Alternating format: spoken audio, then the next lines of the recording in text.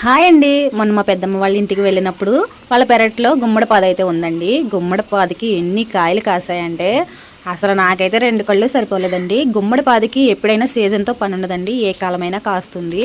పెద్ద పెద్ద కాయలండి. వీడియోలో మీకు చిన్నగా కనిపించవచ్చు కానీ చాలా పెద్దగా ఉన్నాయి. చాలా ఎక్కువ కాపు కాసిందండి.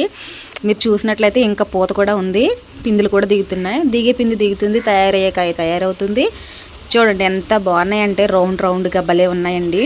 అయితే పెద్దమ్మ వాళ్ళు బాత్రూమ్ పైన స్లాబ్ ఉంటే స్లాబ్ మీద ఎక్కించారు పాదని. చూడండి ఎంత బాగున్నాయి అంటే కాయలు నాదిష్టే తగిలేలాగా ఉన్నాయి. మీలో ఎవరికైనా కావాలి అంటే మా పెద్దమ్మ వాళ్ళు ఊరు వెళ్ళి కొనుక్కోండి. ఇవే కాయలు వేసవి కాలంలో కాస్తే ఒక్క కాయ కూడా ఉంచకుండా ఒడియాలకైతే కొనుక్కెళ్ళిపోదురు. ఇది వర్షాకాలం కాబట్టి కాయలన్నీ ఇలాగే ఉన్నాయండి. ఇలా చేత్తో ట్యాప్ చేయడం వల్ల తయారైన కాయ తయారవ్వని కాయ తెలుస్తుందండి. ఇవన్నీ తయారైపోయిన కాయలే. పాదైతే పచ్చగా ఉంది కానీ వర్షాకాలం వల్ల. చూడండి తయారైన కాయలు అయితే పక్కన పెట్టింది పెద్దమ్మ. ఈ కాయలు చూసి మీకేమనిపించిందో కామెంట్ చేయండి. వీడియో నచ్చితే లైక్ చేయండి.